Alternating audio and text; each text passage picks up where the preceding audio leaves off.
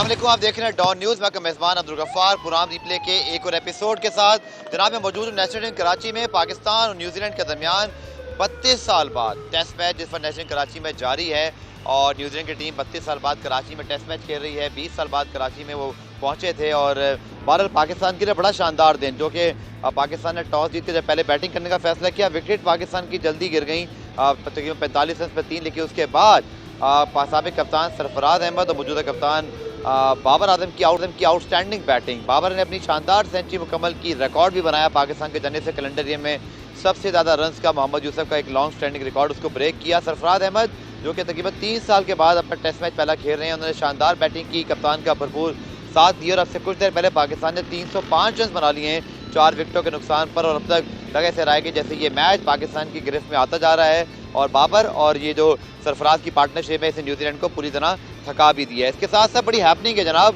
क्योंकि Pakistan cricket board की management committee के सरबराह नजम सेठी साहब कराची पहुंचे, मीडिया से बात की और उसके थोड़ी देर बाद साबिक चेयरमैन रमीज राजा साहब ने यूट्यूब पर अपने फैन से बात की और क्रिकेट बोर्ड पर, गवर्नमेंट पर शदीद तनकीद की है। टीम की परफॉर्मेंस तो ठीक हुई है लेकिन ऑफ द फील्ड पड़े जो है वो इस वक्त गर्मा गर्मी चल रही है। बहुत सारी चीज़ें हैं जो कि इस वक्त पाइपलाइन में इस पर बात करने के लिए हमारे साथ मौजूद है। इमरान, डेफिनेटली पहले टेस्ट में जब बात करते हैं, लग रहते रहा था जैसे हम कोई बेसबॉल अप्रोच कर रहे हैं और वर्ल्ड रिकॉर्ड बना दिया। पहले 2 स्टंप्स हुए टेस्ट की पहले dismissal, but a great comeback by Sarfaraz and Babar then. बिल्कुल, देखिए बेसबॉल आप अगर फॉलो कर रहे हैं जो हमने सुबह देखा यहाँ पे आके, तो आप बिल्कुल ही उसी तरह करने की कोशिश कर रहे हैं जिस तरह इंग्लैंड ने किया था। आप बेसबॉल को उस तरह भी फॉलो कर सकते हैं जिस तरह रिजवान और बाबर ने किया है।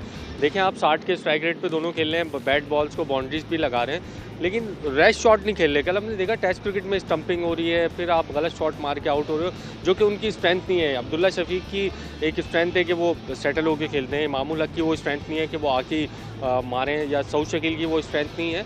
लेकिन आप उसको दूसरे तरीके से भी फॉलो कर सकते हैं, ज़रूरी नहीं कि आप बिग शॉट्स खेलें आने के बाद। मौजूद है सीनियर स्पोर्ट जर्नलिस्ट तजज़ियाकार मिर्जा इकबाल बेग साहब ने ज्वाइन किया। इकबाल भाई, डेफिनेटली पाकिस्तान की परफॉर्मेंस बड़ी शानदार रही है। एक हमने वर्ल्ड रिकॉर्ड जरूर बना दिया स्टंप्स का, पहले तो उस पर बात कर लेते हैं, फिर बात करेंगे मौजूदा और साबिक चेयरमैन के दरमियान जो आज अल्फाजों की जंग का आगाज हो गया। इस पर रमीज राजा साहब काफ़ी गुस्से में दिखाई दिए, लेकिन इकबाल साहब पहले तो कराची टेस्ट के बारे में क्या कहेंगे?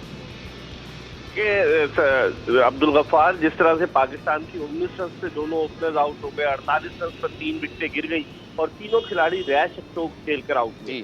और फिर उसके बाद जब चौथी विकेट 110 पर गिरी तो ऐसा लग रहा था कि पाकिस्तानी टीम 250 करेगी, लेकिन लगता है किस्मत की देवी भी आज पाकिस्तान पर मेहरबान थी। आज बाबर आजम का 12 रन के स्कोर पर कैच भी स्लिप पे ड्रॉप हुआ डैरल मिचेल से बेसवेल की गेंद पर, तो उसके बाद से इन्होंने टेक ऑफ किया। और जिस तरह की दोनों बैटिंग कर रहे हैं सरफराज अहमद और बाबर आजम, 3.6 का रन रेट बरकरार रखे हुए, और हम समझ रहे थे कि एजाज पटेल जिन्होंने गुज़िश्ता बरस मुंबई टेस्ट में 10 की 10 विकेटें ली थी भारत के खिलाफ, लेफ्ट आर्म स्पिनर जिन्होंने अपना कैरियर जो है वो पाकिस्तान के खिलाफ शुरू किया था 2016 में, और उन्होंने पहले ही टेस्ट मैच में पाकिस्तान के खिलाफ टोटल 7 विकेटें ली थी। हम समझ रहे थे वो उनके लिए मुश्किल डालेंगे, लेकिन बज़ाहिर बैटिंग बहुत आसान हो गई है। जो पिच थी सुबह उसमें थोड़ी सी नमी मौजूद थी, जिसकी वजह से थोड़ा सा गेंद टर्न भी हो रहा था, रुक कर आ रहा था, लेकिन अब बिल्कुल फ्लैट हो गई है विकेट। और मैं समझ रहा हूँ पाकिस्तान को बड़ा अच्छा मौका है, अगर 450 करता है पाकिस्तान तो न्यूजीलैंड को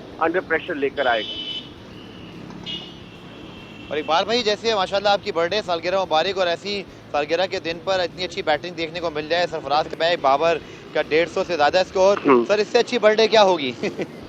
बहुत बहुत शुक्रिया। हम तो सब पाकिस्तान क्रिकेट के दीवाने मतवाले अफवार आप जानते हैं, हम चाहते पाकिस्तान जीते तो पाकिस्तान का सब दिलाली परचम बुलंद होगा, तो हम सब के सर भी फख्र से बुलंद होंगे। लेकिन जिस तरह से 4 मैचेस ऑन द ट्रॉट हारे, तो अब उम्मीद की एक किरण नजर आई है और देखते हैं। और इस दौरान जब मैं आपसे बात कर रहा था, सरफराज अहमद भी आउट हो गए और 86 रन बनाने के बाद एजाज पटेल ने उनकी विकेट ली है, और वही फील्डर है डैरल मिचेल जिन्होंने के कैच ड्रॉप किया था बाबर आजम का। सरफराज अभी खड़े हुए, गालिबन उन्हें इस बात का यकीन है कि शायद गेंद जमीन से लगकर गई है और अंपायर ने आउट दे दिया अलीम डार ने, तो इस तरह चौथी विकेट गिरी है 306 रन के स्कोर पर, 5वीं विकेट। बिल्कुल। इकबाल भी फरमाइएगा कि आज जब टेस्ट की शुरुआत हुई तो सबकी नज़रें 11 पर थी कि शाहिद अफरीदी की क़यादत में जो इंटरनल सिलेक्शन कमेटी ने 3 खिलाड़ियों को इंडक्ट करवाया, उनमें से फिर 2 खेल भी गए, यानी कि 1 बल्कि सरफराज अहमद की वापसी हुई और मीर हमजा का जो है बहुत तवील अरसे बाद कमबैक हुआ। ये बड़ी चेंजेस हुई हैं, बहुत कुछ हुआ है सर। जो पाकिस्तान इंग्लैंड का जो आखिरी टेस्ट था और न्यूजीलैंड पाकिस्तान का जो पहला टेस्ट है, इसके दौरान बहुत कुछ पाकिस्तान क्रिकेट में तब्दील हुआ। इकबाल साहब, क्या तबसरा है? फिर हम आते हैं नजम सेठी और रमीज राजा साहब के दरमियान जो आज गुफ्तगू अपने अपने प्लेटफॉर्म्स पर हुई है। देखिए अब्दुल गफ्फार, जो सिलेक्शन कमेटी है ये तो इंटरिम सिलेक्शन कमेटी है, यानी कि जो 3 वनडे होंगे 9, 11 और 13 को न्यूजीलैंड के खिलाफ, उन 3 वनडे के लिए पाकिस्तानी टीम का ऐलान करेगी। लेकिन चूंकि इनका ऐलान हो चुका है इंटरिम सिलेक्शन कमेटी का, तो उनके डोमेन में था कि तब्दीलियां करें। मीर हमजा की वापसी हुई है, मीर हमजा पाकिस्तान की जानिब से 1 टेस्ट मैच खेले। फिर सरफराज अहमद की जो वापसी हुई है ये बड़ी अच्छी बात है, क्योंकि अगले साल जनवरी में, यानी अगले माह 4 बरस हो जाते। सरफराज जो है वो टेस्ट क्रिकेट से 20 जनवरी 2019 में आखिरी टेस्ट खेले थे साउथ अफ्रीका के खिलाफ, और उसमें उन्होंने टोटल विकेटों के पीछे 10 खिलाड़ियों को शिकार बनाया था। और अपना आखिरी फर्स्ट क्लास मैच जो यहाँ खेले सरफराज, उसमें उन्होंने 100 किए थे। तो मैं समझता हूँ कि उनकी वापसी खुशाइंद है। आज एक बहादुर सिपाही की तरह, अगरचे उनका हैमस्ट्रिंग फुल हो गया था, लेकिन उसके बावजूद वो बैटिंग करते रहे और 84 रन बनाकर आउट हुए। मैं समझता हूँ सरफराज के लिए ये टेस्ट मैच खुशबख्ती की अलामत साबित हुआ है। इकबाल भाई, क्या समझते हैं, जैसे बाबर आजम की कप्तानी के ऊपर हम नजम सेठी साहब की बात कर लेते हैं। पीसीबी के मैनेजमेंट कमेटी के सरबराह आज नेशनल कराची पहुंचे, साबिक क्रिकेटर से मुलाकात की। वही एक हमेशा की तरह है, जो नया चेयरमैन आता है वो स्टेडियम में तमाम क्रिकेटर्स को बुलाता है और फिर सारी बातें होती हैं। नजम सेठी साहब के बारे में बात करेंगे। पहले उनके जो शॉट है आज जो उन्होंने बात की है, स्पेशली अगर हम बात करें पहले बाबर आजम की कैप्टनसी, उनके फ्यूचर के मुतालिक नजम सेठी साहब ने क्या कहा, आइए आपको दिखाते हैं। ये फैसले जो क्रिकेट के फैसले होते हैं वो मैं नहीं करता, आपको पता है। हमेशा मेरा मौक़िफ़ ये रहा कि मैं सिलेक्टर्स लगा दूंगा, director domestic cricket, international cricket, ये मेरा काम है। उसके बाद उनका काम है कि वो किसको कप्तान लगाते हैं, किसको नहीं लगाते जी, मगर ऑन एडवाइस एंड रिकमेंडेशंस। ये उसी किस्म का सिलसिला है जैसे कि प्राइम मिनिस्टर और प्रेसिडेंट का है, कि प्राइम मिनिस्टर रेकमेंड करते हैं और प्रेसिडेंट फिर इम्प्लीमेंट करता है।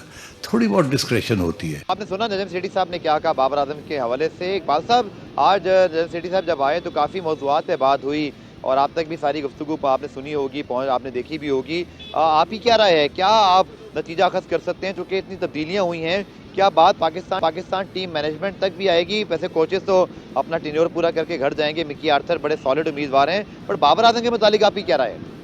बिल्कुल आपने सही कहा। नजम सेठी साहब चूंकि स्मार्ट आदमी है, उन्होंने आज अपने शॉट्स बड़े स्मार्ट अंदाज से खेले, रमीज राजा के बरक।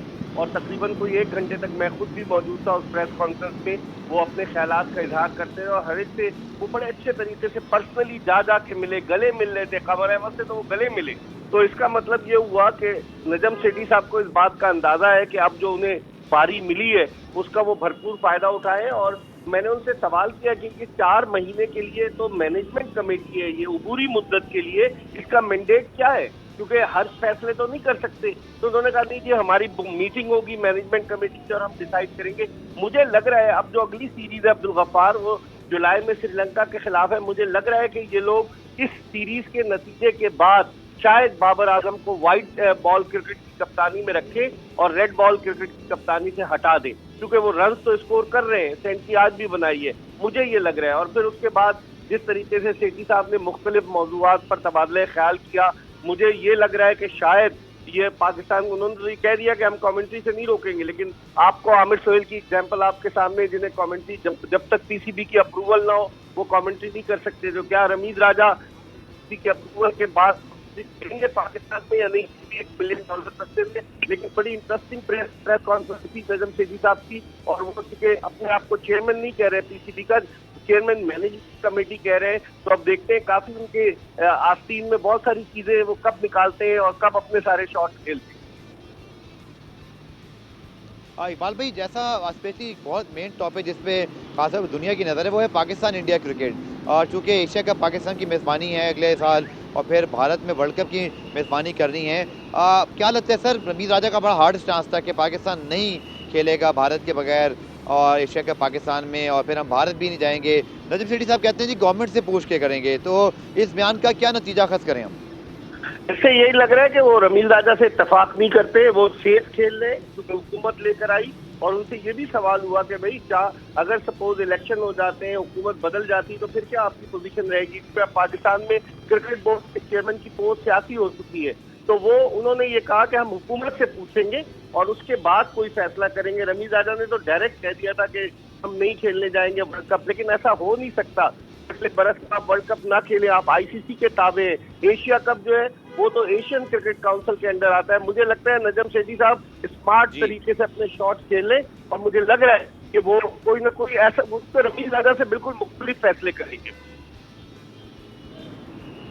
ठीक है इकबाल भाई, इसके तरह बहुत इंपॉर्टेंट चीज़ है जो मिकी आर्थर के मुतालिक कही, उनकी बातों से सीधा मतलब क्या निकाला जा सकता है कि मिकी आर्थर ही सकलैन मुश्ताक के बाद पाकिस्तान के नए हेड कोच होंगे और अपनी टीम भी लेकर आएंगे? बिल्कुल, क्योंकि फरवरी में सकलैन मुश्ताक का कॉन्ट्रैक्ट खत्म हो रहा है और सेठी साहब ने आज ये कहा कि मैं ही मिकी आर्थर लेकर आया, और उन्होंने कहा कि मिकी आर्थर ने बाबर आजम को बड़ा सपोर्ट किया है। और उन्होंने मिकी आर्थर की बड़ी तारीफ की। जब उन्हें बताया गया कि एक वेबसाइट पर ये आ गई ये खबर, उन्होंने कहा अभी कोई तस्दीक नहीं हुई, क्योंकि वो जिसे कहते हैं ना दूध का जला छाछ फूक फूक कर पीता है, तो वो कोई ऐसा ऐलान नहीं करने जा रहे थे कि बगैर मैनेजमेंट कमेटी की राय के। तो इसलिए उन्होंने कहा कि अभी हम फैसला करेंगे, लेकिन खबरें हमारे पास आ चुकी हैं। अब्दुल गफ्फार मिकी आर्थर जो डर्बी शायर के कोच है उनसे बात हुई है, और बहुत जल्द, यानी अभी तो वो पाकिस्तानी क्रिकेट टीम के हेड कोच का ओहदा संभालेंगे। ठीक है, मिकी आर्थर के मुतालिक नजम सेठी साहब ने खुद क्या कहा, इकबाल भाई हमारे साथ मौजूद रहेगा, अपने नाज़रीन को पहले वो भी सुनवा देते हैं। साबिक क्रिकेटर्स ने तो बहुत सी अच्छी एडवाइस दी है मुख्तलिफ इश्यूज़ के ऊपर, जो कि मैंने नोट कर ली है, वो देखेंगे जाके। जहाँ तक फॉरेन कोचेस की बात है, मैंने अभी कहा कि मैंने मिकी आर्थर से ख़ुद रब्ता किया था और मैंने उनसे रिक्वेस्ट की है कि हमें बताएं उनके ख़्याल में कौन से कोचेस अच्छे होंगे फॉर पाकिस्तान और क्या वो अवेलेबल हैं कि नहीं खुद। तो उसका जवाब वो मेरा ख्याल है जल्दी हमें दे देंगे, क्योंकि वो डाबी शार के साथ उनका कॉन्ट्रैक्ट है इस वक्त। तो मेरा ख्याल है I will have more concrete information to give you in a weeks 10 days time. तो सुना आपने नजम सेठी साहब क्या कहते हैं। इकबाल भाई अब बड़ी इंटरेस्टिंग सूरत रहेगी वनडे और T20 टीम के मुताबिक। लोगों के बड़े सवालात हैं, चूँकि लग ही रहा था जैसे ये पुरानी सिलेक्शन कमेटी एक मखसूस जो है ना खिलाड़ियों के गिर्द घूम रही थी। लोग सवाल करते रहे शर्जील खान कब आएंगे, आदम खान क्यों नहीं है, मोहम्मद आमिर क्या रिटायरमेंट वापस लेंगे और कहाँ चले गए, हसन अली या इसी तरह बात कर रहे थे लोग बहुत सारे और प्लेयर्स की। अब वनडे टीम की अनाउंसमेंट भी करनी है इंटरिम सिलेक्शन कमेटी ने। इकबाल भाई मुझे तो लगता है कि काफ़ी मजेदार किस्म की जो है ना वो सूरत जन्म लेगी और मुझे काफ़ी तब्दीलियाँ दिखाई दे रही हैं। आपको भी ऐसे ही लगता है? आपने बिल्कुल सही कहा। सबसे पहले तो इमाद वसीम वापस आएंगे, जिनके मेंटोर जो है शकील शेख, वो इस वक्त पाकिस्तान क्रिकेट बोर्ड की मैनेजमेंट कमेटी में शामिल हैं। उनके अलावा मोहम्मद आमिर जिन्होंने मुबारकबाद दी थी, उनकी भी वापसी का रास्ता खुल सकता है। शर्जील खान, उनकी भी वापसी का रास्ता खुल सकता है। और भी एक दो प्लेयर्स हैं कि जिनको ये लाएंगे, और मुझे लग रहा है क्योंकि शायद आप इसकी बड़ा अग्रेसिव स्टांस लेते हैं, तो मुझे लग रहा है कि वनडे टीम में अब्दुल गफ्फार तब्दीली होगी। इस वक्त लोग आईसीसी की टेस्ट रैंकिंग में 6ठे नंबर पर है और वनडे रैंकिंग में 5वें नंबर पर है, जबकि T20 रैंकिंग में हम 3रे नंबर पर है। तो मुझे लग रहा है कि कोई तब्दीली होगी, क्योंकि अगले बरस भारत में वर्ल्ड कप भी होना है और ये एक टीम बनाना चाहिए। नजम सेठी साहब ने आज बहुत सारे और बयानात भी दिए, स्पेशली अगर हम बात करें इंडिया वाले मामले पर, कि इंडिया वाले मामले पर जिस पर बड़ा हार्ड लाइन स्टांस था रमीज राजा साहब का, जिस पर लोग पाकिस्तान भारत दोनों की नजरें होती हैं कि अब होगा क्या। नजम सेठी साहब पाकिस्तान क्रिकेट बोर्ड की मैनेजमेंट कमेटी के सरबराह इस पर क्या राय रखते हैं, आइए आपको दिखाते हैं। मेरा स्टैंड वही है जी जो मैंने लिया था मेरे ख्याल 2015 में या 14-16 में, कब जब ये हुआ था वर्ल्ड कप, आपको याद होगा। उस वक्त Chaudhry Nisar was the interior minister, so I went to the interior minister and I said look, do you want the team to go to India or not? It's a political decision, it's not my decision. जैसे BCCI की decision उनकी नहीं होती, वो मानते नहीं हैं मगर उनकी नहीं होती, हम मानते हैं बिकॉज हम we are under the government. वो प्रिटेंड करते हैं कि वो इंडिपेंडेंट है मगर मानते हैं, वो गवर्नमेंट की बात मानते हैं। तो so whatever the government says we'll do. If the government says go to India, will go to India. If the government says no go, no go. तो काफ़ी मामलात पर अब जो है ना पीसीबी का डिफरेंट स्टांस हमें दिखाई दे रहा है जब से रमीज राजा साहब की छुट्टी और नजम सेठ साहब की एंट्री हुई है। पुराने ब्रेक शामिल करते हैं, बेस से वापस आकर अपने रिपोर्टर इमरान सिद्दीक से जरूर बात करेंगे जो नजम सेठी साहब की आज प्रेस कॉन्फ्रेंस हुई है। फिर रमीज राजा साहब काफ़ी गुस्से में दिखाई दिया। पाकिस्तान ने दिन के अख्ताम किए 317 रन, 5 खिलाड़ी आउट और बाबर आजम शानदार 161 रन बना के क्रीज पे मौजूद है लीडिंग फ्रॉम द फ्रंट। साबिक कप्तान सरफराज अहमद का शानदार कमबैक, मुश्किल हालात में कप्तान के साथ उन्होंने पार्टनरशिप कायम की, 86 रन बनाकर आउट हुए। अनफॉर्चुनेटली अपनी टेस्ट सेंचुरी कंप्लीट ना कर सके। इमरान सिद्दीक से बात करते हैं। इमरान, डेफिनेटली बस दिन का यही थोड़ा सा एक प्रॉब्लम रहा कि सरफराज अगर इस कमबैक पे सेंचुरी कंप्लीट करते, और बड़ा स्पेक्टेकुलर पार्टनरशिप आए both previous and current captain, और 110 पर 4 आउट होने के बाद जो न्यूजीलैंड की पोजीशन लग रही थी उसको बड़ी हद तक जो है वो नलीफाई कर दिया। देखिए, जब आप 2019 के बाद अपना पहला टेस्ट मैच खेल रहे हो, आप अपने होम ग्राउंड पर कोई टेस्ट मैच ना खेले हो, आपके बहुत ज़्यादा आपसे एक्सपेक्टेशंस हों, लोग डिमांड कर रहे हो कि सरफराज को टीम में लेके आओ, रिजवान को जो है काफ़ी नाकामी हो चुकी है, इतनी ज़्यादा आपके ऊपर प्रेशर हो, फिर आप जो है थोड़ा सा इंजरी का भी शिकार हो जाए। हमने देखा पूरी इनिंग्स में थोड़ा सा लिम्प भी कर रहे थे। तो इस सिचुएशन को देखते हुए, सारी सिचुएशन को देखते हुए ये परफॉर्मेंस, ये जो 86 रन थे, ये मेरे ख्याल से सेंचुरी के बराबर थे। और अगर सेंचुरी हो जाती, मेरा ख्याल है कि बहुत ज़्यादा खुशी भी होती लोगों को भी, क्योंकि यहाँ कराची में अपने होम ग्राउंड पर खेल रहे हैं, पहला टेस्ट मैच है। तो एक बहुत ही शानदार कमबैक मैं कहूँगा उनका। और अब देखते हैं कि क्या वो इस फॉर्म को कंटिन्यू कर पाते हैं। देखिए, ये होता है जब आप डोमेस्टिक में रन्स करके आते हैं, जब आप कायद-ए-आज़म ट्रॉफी में रन्स करके आते हैं। उन्होंने अपनी टर्न का इंतज़ार किया, रन्स करते रहे, रन्स करते रहे और अपनी टर्न का इंतज़ार किया। जब आया तो दोनों हाथों से उन्होंने ग्रैब किया इस अपॉर्चुनिटी को, और अब जो है वो मुझे लगता है कि वो पूरी सीरीज़ खेलेंगे। और उम्मीद करते हैं कि जो परफॉर्मेंस उन्होंने दी है आज, वो इस परफॉर्मेंस को कंटिन्यू भी करेंगे आगे। ठीक है, 317 रन जनाब पाकिस्तान के स्कोर है, 5 खिलाड़ी आउट हैं। और रमीज राजा साहब ने भी आज अपने यूट्यूब चैनल पर अपनी दूसरी इनिंग दोबारा शुरू कर दी है, जो कि यूट्यूब की इनिंग है। जब चेयरमैन पीसीबी थे तो यूट्यूब चैनल बंद था, लेकिन नजम सेठी साहब ने पहले जब उनसे रमीज राजा साहब के मुतालिक सवाल हुआ तो उनका क्या कहना था वो आपको दिखाते हैं, और फिर आपको बताते हैं कि रमीज राजा साहब ने आज लफ्ज़ों की शदीद गोलाबारी की है पीसीबी हुकूमत और नजम सेठी साहब पर। लेकिन पहले नजम सेठी साहब की रमीज राजा साहब के मुतालिक गुफ्तगू सुन लीजिए। देखिए, रमीज राजा साहब को किसी सूरत में भी नहीं रोका जाएगा। Let me make this statement, I have great respect for him. मुझे एहसास है उनके किस किस्म का प्रेशर था मेरे बारे में from up, so that's not his fault. Ramiz is a free man, and if he is selected for commentary, किसी स्टेज पे भी we will not oppose it. No sir, we will not. तो जनाब रमीज साहब के लिए नजम सेठी साहब के दरवाजे तो खुले हैं, लेकिन कुछ ही देर बाद इमरान आपने ग्रुप पे पहले वो शेयर किया था रमीज स्पीक्स, और फिर हम सब उसको सुन रहे थे। जो जितना मुझे मौका मिला उन्होंने कहा भाई दुनिया में कहीं ऐसा नहीं होता कि आप आइन तब्दील कर दें और रातों रात आप ट्वीट कर दें कि मैं चेयरमैन पीसीबी आ गया हूँ, और बड़े जो है गुस्से में दिखाई दे रहे थे। आपने पूरी गुफ्तगू सुनी, क्या लग रहा है क्या एक स्ट्रॉन्ग ऑपोजिशन का किरदार अदा करने वाले हो? मुझे लगता है रमीज राजा ने सारी कश्तियाँ जला दी हैं। उनका कोई प्रोग्राम नहीं है अब कमेंट्री में आने का, या पाकिस्तान क्रिकेट बोर्ड में किसी पोजीशन पर या किसी तज्जियाकार के तौर पर आने का, और यूट्यूब चैनल पर ही रहेंगे। देखिए, बड़ी डिसेंट मैं समझता हूँ नजम सेठी ने आज बात की, उनसे काफ़ी रमीज राजा के बारे में सवालात भी हुए, लेकिन उन्होंने अच्छे वर्ड्स में उनको जो है वो याद किया। उन्होंने कहा कमेंट्री के लिए आना चाहें अभी आ जाएँ, हमारे दरवाजे खुले हैं, किसी ने कोई मना नहीं किया। और जब रमीज राजा से जब फैंस सवाल कर रहे थे यूट्यूब चैनल पे, बड़े एग्रेसिव वो नज़र आए उस मूड में। तो लगता यूँ ही है कि थोड़े से ट्रिगर हैं, थोड़े से वो गुस्से में ज़रूर है रमीज राजा, क्योंकि उनके जो वो प्रोजेक्ट लेकर आए थे 3 साल के लिए आए थे, शायद 11-12 महीने उन्होंने काम किया, प्रोजेक्ट भी पूरे नहीं हुए। और जो क्रिटिसिज्म उनके ऊपर हुआ, क्योंकि आने के बाद जब आप ऐलानात कर देते हैं ना तो फिर एक्सपेक्टेशंस आपसे बहुत ज़्यादा हो जाती हैं। इतने बड़े बड़े ड्रॉप इन पिचेस, स्टेडियम में चेयर्स लगा देंगे, नया इस्लामाबाद में, पेशावर में, कोयटा में स्टेडियम बना देंगे, तो नेशनल स्टेडियम के बाहर जो है होटल बना देंगे, सिक्योरिटी का कोई मसला नहीं होगा, कोई भी प्रोजेक्ट कंप्लीट नहीं हुआ। ज़रूर इंटरनेशनल क्रिकेट बड़े अच्छे अंदाज में हुई उनके दौर में, PSL 7 हुआ बड़े अच्छे अंदाज में, लेकिन इतने ऐलान उतने ही बंदा करेंगे जितना वो इम्प्लीमेंट उसको कर सकते हैं। तो अब ये लड़ाई है, अब ये तो लफ्ज़ी वार दोनों के दरमियान है जो चलती रहेगी। अच्छी बात ये है कि नजम सेठी इसको थोड़ा सा अच्छे अंदाज में लेके चलें। रमीज राजा को गुस्सा ज़रूर है अपनी कुर्सी जाने का, तो वो तो ज़ाहिर दिखाएंगे फिर। अच्छा, ये बात आपने ठीक की, क्योंकि जो जाने वाला होता है उसका गुस्सा बनता भी है, क्योंकि जिसके बाद पोजीशन आई है वो तो फिर जारी बात है डिप्लोमेटिक अंदाज से चलता है। लेकिन इमरान, एक सवाल बड़ा इंपॉर्टेंट है, वो मीडिया के हवाले से, जो क्या नजम सेठी साहब ने आज मीडिया से बात की, तो हम देख रहे थे कि जैसे कमर साहब को उन्होंने गले लगाया, इकबाल साहब कह रहे थे मीडिया के साथ बड़े फ्रेंडली थे। रमीज राजा साहब के जो प्रेस कॉन्फ्रेंस हैं वो बड़ी एक तलखो शीरी वाला माहौल रहा और वो मीडिया के लोग उससे नाराज़ भी रहे। क्या लगता है ये एक फ़र्क है दोनों में, या सिर्फ मेरी राय है ये? नहीं, बिल्कुल आपने ठीक कहा।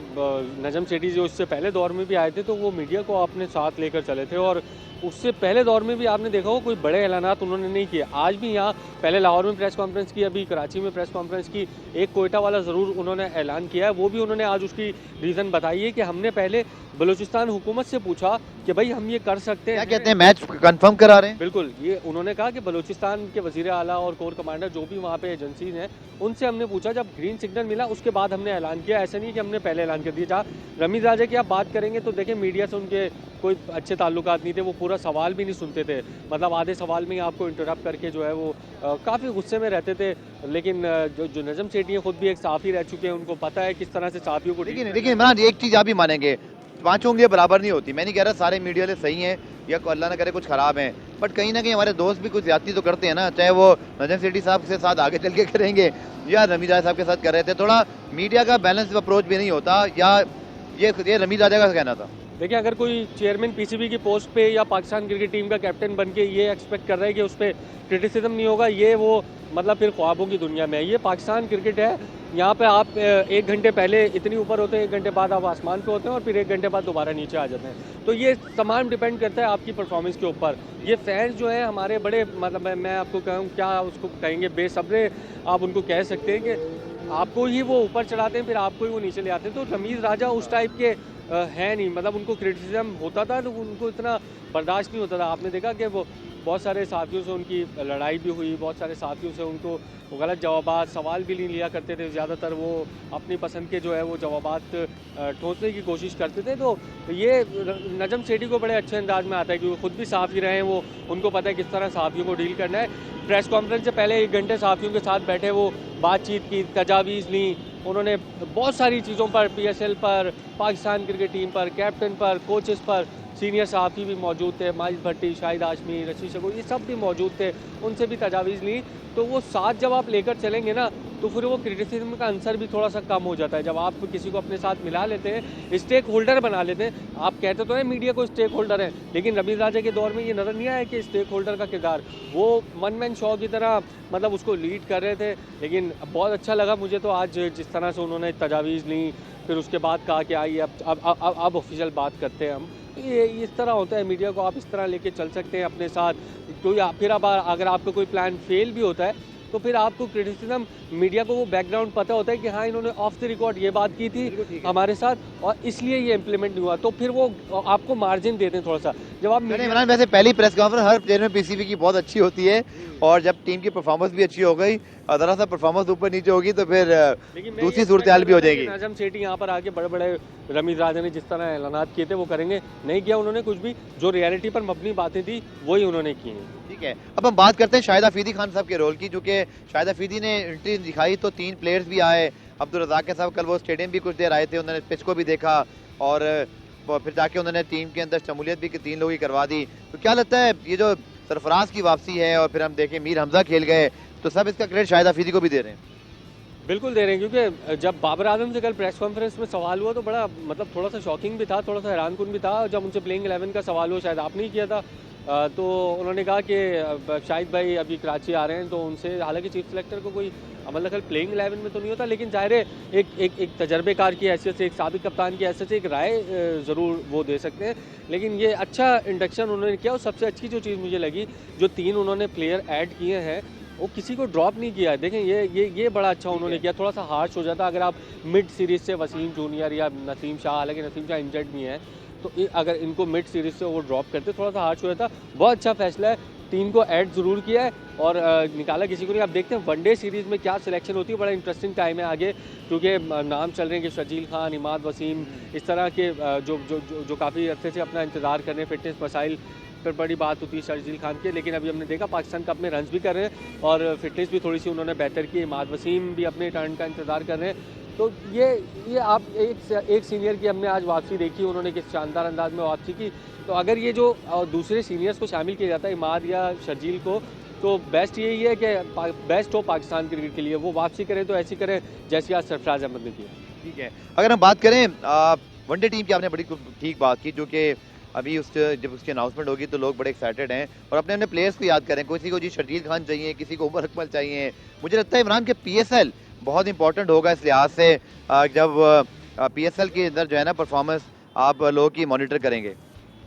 बिल्कुल देखें, ये बहुत सारे लोगों के लिए PSL बहुत इंपॉर्टेंट होगा। शर्जील खान है, इमाद वसीम है, इवन मोहम्मद आमिर ने भी ये कहा था कि वो इस मैनेजमेंट के अंडर में नहीं खेलेंगे, लेकिन वो अब मैनेजमेंट चली गई। तो बहुत इंटरेस्टिंग टाइम्स है आगे पाकिस्तान की सिलेक्शन के हवाले से। एक चीज़ जो मुझे लगता है जो कम हुई है वो बाबर आजम का थोड़ा सा पावर जो सिलेक्शन के अंदर था वो अब थोड़ा सा कम हो जाएगा, थोड़ा सा ट्रिम हो जाएगा वो, क्योंकि वो एक मोहम्मद वसीम के दौर में जो सिलेक्शन वो करना चाहते थे, बहुत हसन अली को काफ़ी उन्होंने चांसेस दिए। अपने जो मतलब उनके जो पसंदीदा खिलाड़ी हैं उनको काफ़ी उन्होंने चांसेस दिए। पसंदीदा थोड़ा सा हार्श हो जाएगा, बैक कर रहे थे वो प्लेयर्स को, लेकिन मुझे लगता है कि अब उनकी थोड़ी सी से में कमी होगी। और सिलेक्शन कमेटी जो कि पावरफुल आई है, शाहिद अफरीदी ऐसे आदमी नहीं है कि वो यस बॉस करें किसी को, आप भी जानते हैं उनको, तो वो अपनी थोड़ी सी से करवाएंगे इसमें सिलेक्शन कमेटी। तो जनाब हमने बात की अपने एक्सपर्ट से, रिपोर्टर से, लेकिन हमारे फैंस हैं वो भी अब मैच खत्म होने के बाद बाहर निकल रहे हैं। उनमें से दो हमारे साथ यंग शायकीन क्रिकेट मौजूद है, उनके हाथ में इस पर चौके छक्के का बैनर भी मौजूद है। क्या अच्छा लगा मैच में आज आपको? जी बहुत अच्छा माहौल था और काफ़ी अच्छी सिक्योरिटी भी थी और बाबर ने अपनी क्लास फिर से दिखा दी, इतनी अच्छी बैटिंग की और नॉट आउट भी रहे। इंशाल्लाह ये मैच पाकिस्तान जीतेगा, चूँकि अच्छा खासा 300 से प्लस स्कोर हो गया है पहले दिन में। अच्छा, सरफराज अहमद की वापसी, अपने होम ग्राउंड पे पहला टेस्ट मैच खेला, 50वां टेस्ट भी था, बड़े शानदार 86 रन किए।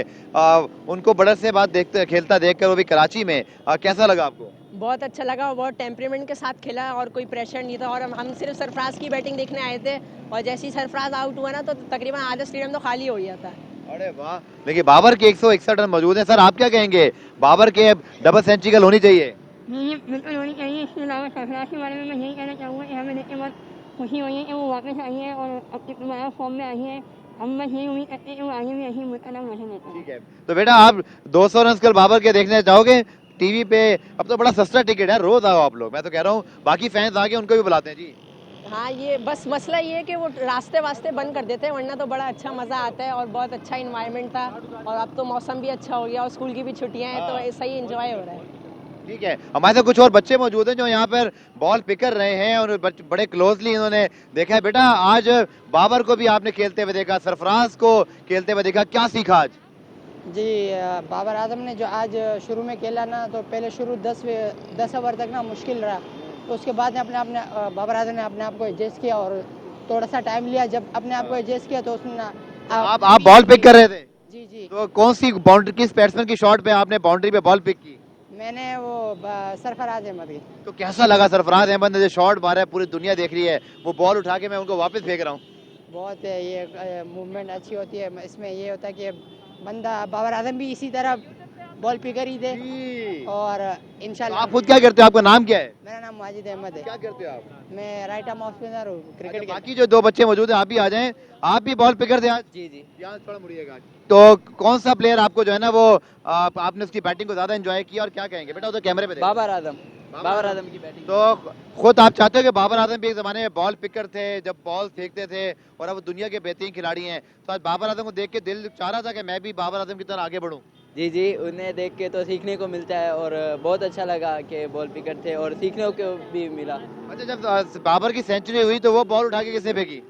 वो बॉल ये हम में से किसी ने नहीं फेंकी, लेकिन एक और बच्चा था। तो आप चाहोगे कि अभी पूरे मैच में आप बॉल फेंक करो? तो अब बाबर की डबल सेंचुरी इंशाल्लाह हो सकती है, तो ख्वाहिश है कि 200 वाली बॉल मेरे पास आए बाउंड्री पे और मैं वापस फेंकूं? जी बिल्कुल, ख्वाहिश तो है, फखर की बात होगी अगर बाबर 200 वाला शॉट अगर मेरी तरफ आएगा तो बहुत बड़ी बात है मेरे लिए। तो ये जनाब होम सीरीज का फायदा है, जब आपकी टीम अपने होम ग्राउंड पे खेलती है तो ये बच्चे जैसे हैं हमारे सामने, आप करीब आ जाओ, तो इन बच्चों की भी मैंने खास तौर पे हौसला अफजाई की क्योंकि ये हमारा फ्यूचर है। इन बच्चों को आज जो है ना मौका मिला कि हमारे सुपरस्टार्स जो खेल रहे हैं उनको करीब से देखें, बॉल पिकर हैं। बाबर आजम की शुरुआत भी ऐसी हुई थी जब पाकिस्तान में क्रिकेट टीम आई थी। सो आखिर में आप पहले आप खुद बता दो आपका नाम क्या, क्या पता फ्यूचर में मैं आपका इंटरव्यू लेने आ रहा हूँ, आप बड़े स्टार बन जाएं। अब्दुल्ला सीनियर। अब्दुल्ला सीनियर, तो आप क्या करते हैं? अंडर 13 सिंध खेला वो। अंडर 13। तो आप भाई आप लोग बॉल पिकर और मुझसे तो मुझे लगता है कि बहुत अच्छी आपकी नॉलेज होगी। आप क्या लग रहा है पाकिस्तान की पोजीशन इस टेस्ट मैच में कैसी है?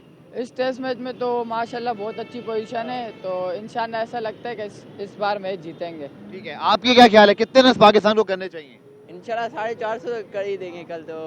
और बहुत ही अच्छा खेल रहे हैं माशाल्लाह, बाबर आजम डबल सेंचुरी कर देंगे बाकी क्रिकेट फैंस भी हैं लेकिन वापस जाए जा रहे हैं, लेकिन आप क्या कहेंगे स्पेशली आपके ख्याल में 400 रन 450 कितना रन होने चाहिए हमारे यहाँ पर? पाकिस्तान का भी 350 तो हो गए, तो इंशाल्लाह अभी तो 4 ही आउट है, तो 500 तक इंशाल्लाह बना लेंगे। जितना ज़्यादा रन्स करेंगे तो पाकिस्तान के लिए फ़ायदा होगा सेकंड इनिंग के लिए कि उनको। चलें जल्दी से भाई बाकी जो क्रिकेट फैन थे जल्दी से आपसे पूछ लेते हैं, भाई मैच को एंजॉय किया आपने? बहुत एंजॉय किया यार। सबसे पहले जो मैं कहूँगा शाहिद अफरीदी को चीफ सेलेक्टर बनाया है, सबसे बेस्ट काम किया है उसने। आज सरफराज को चांस दिया है और शाहीन को रिप्लेस किया है, मीर हमजा को डाले, बहुत बेहतरीन काम किया उन्होंने, सबसे बेहतरीन है। अच्छे परफॉर्मेंस दी सरफराज ने और अपना बाबर आजम ने भी अच्छा खेला, और अगर इस तरह से चलेंगे ना तो टीम अच्छी बेहतरीन चलेगी। सर आप क्या कहेंगे मैच के हवाले से? मैच इंशाल्लाह पाकिस्तान विन। जरूर पाकिस्तान जो है वो मैच जीतेगा। और हमारे साथ क्रिकेट फैंस मौजूद थे और हमने बॉल पिकर से भी आपकी बात करी। 317 रन, 5 खिलाड़ी आउट, पाकिस्तान की पोजीशन अच्छी है, बाबर के 161 रन हैं, डबल सेंचुरी करीब है। मुझे लगता है कि पाकिस्तान को 100 रन और करने चाहिए। 400 रन से ज़्यादा आप जब पोस्ट करेंगे तो वैसे भी न्यूजीलैंड पे प्रेशर आएगा और अबरार को पहली मरतबा न्यूजीलैंड ने खेलना है। मुझे लगता है कि ये उनके लिए बड़ा इम्तिहान हो सकता है। पुराम रिप्ले आज देखने का शुक्रिया, कल दोबारा से मुलाकात होगी, तब तक के लिए अल्लाह हाफिज़।